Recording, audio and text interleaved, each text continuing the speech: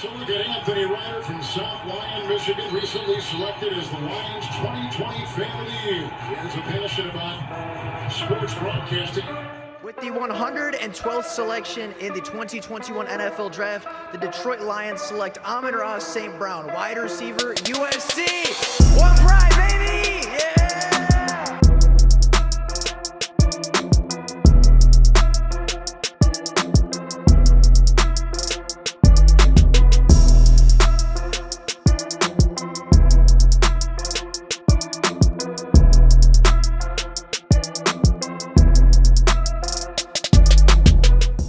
What is going on, everybody? Welcome back to another Detroit Lions video. Now, the Detroit Lions have quite a few talented players on their roster, right? The Detroit Lions have some high-quality tight ends, high-quality running backs, great wide receivers. They have a lot of talent on their roster, but not all of their talent has been fully realized. Not all of their potential players have reached their ceilings, and some of those players are going into a make or break it year. Whether it be due to injuries, due to contract extensions looming, or just the fact that they needed to play well to save their jobs, there are certain players on the roster that are under more pressure than others, and today we're going to talk about those players. Some of the players that have great talent, some of the players that could very well reach top 10 at their positional groups in the NFL next season if they hit their ceiling, but players that are certainly under the most pressure on the Lions team. So all that being said, and without any further ado,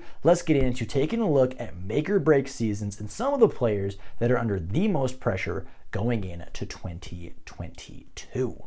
Can't talk about high pressure situations, and you cannot talk about make or break seasons without talking about Jared Goff. Jared Goff, just 1 year removed from a trade from Los Angeles to Detroit, is on the chopping block. He was never meant to be a franchise quarterback in Detroit, but after a strong finish in 2021, that possibility isn't as far-fetched as it may have originally seemed. The Lions coaching staff very clearly has confidence in Jared Goff to be a starting quarterback in the NFL.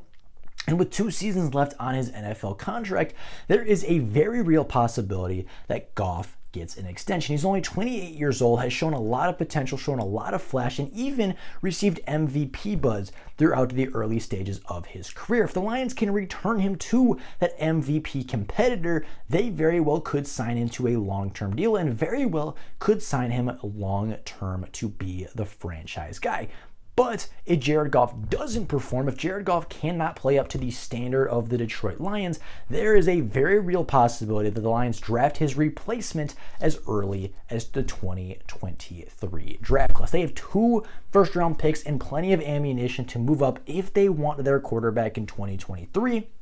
And if Jared Goff plays well, if Jared Goff puts up 4,600 yards and 40 touchdowns to 10 interceptions, leads the Lions to a wild card berth, and leads the Lions to their first playoff win since the early 1990s, there's a very real possibility that Jared Goff doesn't get replaced. There's a very real scenario where Jared Goff goes into 2023 as the unanimous starter, goes into 2023 with no competition, with no rookie behind him, with nobody to train, nobody to mentor, and nobody to take his job.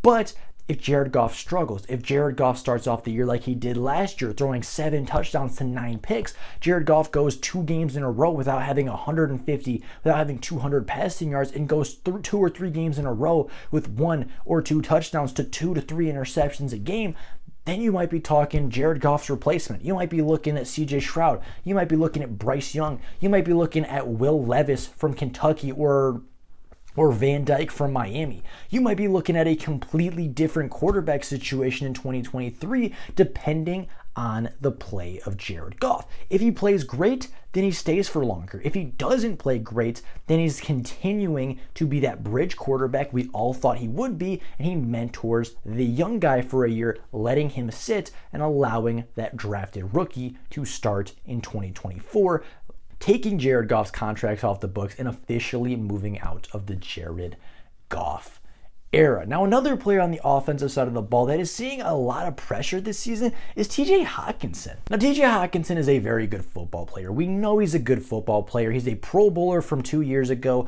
put up over 700 yards and 6 touchdowns in 2020. in the 2020 season. He's a very good tight end. He's only missed 8 games in his NFL career, despite other people telling you he's injury prone. He's missed 8 games in 3 years. He really hasn't missed that much time. He hasn't missed that many big games. He's been a very good tight end for a while for the Detroit Lions, but he's looking for elite money. TJ Hockenson's looking for that David Njoku type deal, the 4-year, $50 million contract that's going to put him on the map and reset the tight end market. And right now, TJ Hockenson, I don't know if he's earned that contract. He's a great tight end. I think he is unanimously a top 10, maybe even a top 5 tight end in football, but he's never put up 1,000 yards like Kelsey, Kittle, Pitts, or Andrews. He's not necessarily He doesn't necessarily run the routes like Kelsey, doesn't necessarily have the hands of Kyle Pitts, doesn't necessarily have the all-around skill set of George Kittle. Now, undoubtedly, TJ Hockenson's a great football player, but he's looking for that record-breaking contract. He's looking to reset the tight end market with this deal, and he's looking to sign for big money. And TJ Hockenson may not get that money. This organization owes nothing to TJ. The coaching staff didn't draft him. This owner didn't draft him. I mean, these players like him. The coaches like him. He's a great fit for the system. Has a great mentality for Detroit. And I think they should re-sign him as soon as possible.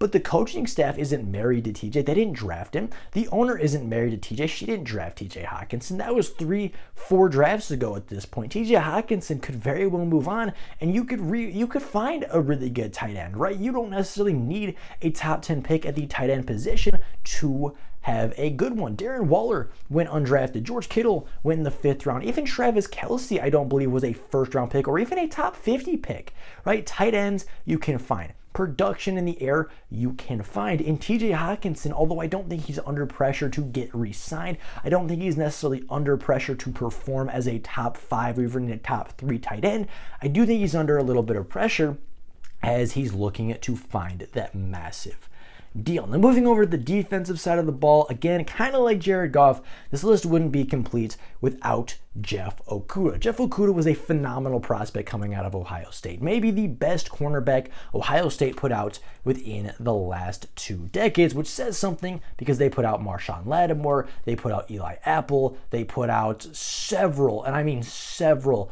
defensive backs who went in the 1st round, several defensive backs that went inside the top 10. Denzel Ward, another one, went 4th overall to the Cleveland Browns. There are so many good secondary members to come out of Ohio State over the past couple of years, and Jeff Okuda might have been the best product of them all. Great size, good length, super physical, good ball skills, good in coverage. I mean, he was the total package. But after a really down year in Matt Patricia's system as a rookie, and after a really injury-riddled season in year 2, tearing his Achilles after just 50 snaps of the football, Jeff Okuda is now in the territory of being a bust. He's in the territory where he's starting to look for that next contract, and he doesn't really have a lot on his resume to earn it. Jeff Okuda, if he wants to re-sign, if he wants to play in Detroit longer, if he wants to save his NFL career, this year is the make it break it. This is the put up or shut up year. If Jeff Okuda plays well, if Jeff Okuda plays up to the standard that everybody sets for him, he could earn a massive extension by even the end of this season.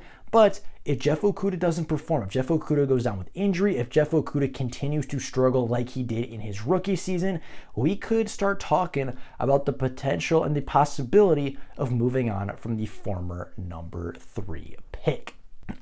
Now, lastly on this list, I wanted to go with another defensive player, and I think Tracy Walker is kind of quietly under a little bit of pressure. Yes, he got re-signed. Yes, he got his money, and yes, we all know that Tracy Walker is a very good football player, but I think he is under some pressure because he doesn't really produce elite numbers. He's not a top 10 safety in the NFL, but he got paid 3 years, $21 million, which is pretty significant cash for a rebuilding team and for the starting safety of one of the worst defenses statistically in the NFL.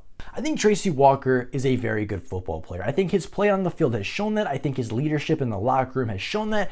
I think he's worth every single penny the Detroit Lions spent on him. But with the improved contract, with the bigger numbers at the safety position, I do want to see Tracy Walker put up some more production. I do want to see him come away with some interceptions. I do want to see those PBUs turn into INTs. I do want to see those pass breakups turn into turnovers. I do want to see the range. I want to see the ball hawk in Tracy Walker come out, and I think we've seen flashes of it, and I think we've seen him turn in to a really good safety, right? He went from a third-round pick with high potential to a legit starting safety in the NFL, and he's a very good one.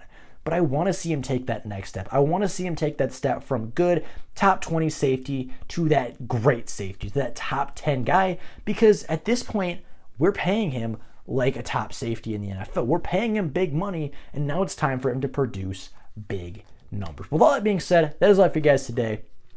Those are my 4 players that I think are under the most pressure in the 2022 season. Players that have to show up, players that have to play good next season if they want to save their careers or save their spots on the Detroit Lions. So with all that being said, that is all for you guys today. Let me know down in the comments below, what player do you think is under the most pressure? What players did I miss? What players did I not talk about that are maybe under just as much, if not more, pressure than the 4 guys we talked about today? I'd be very curious what you guys think, but with all of that being said, that is all for you guys today. Thank you all so very much for watching, and until next time, and as always, go Lions.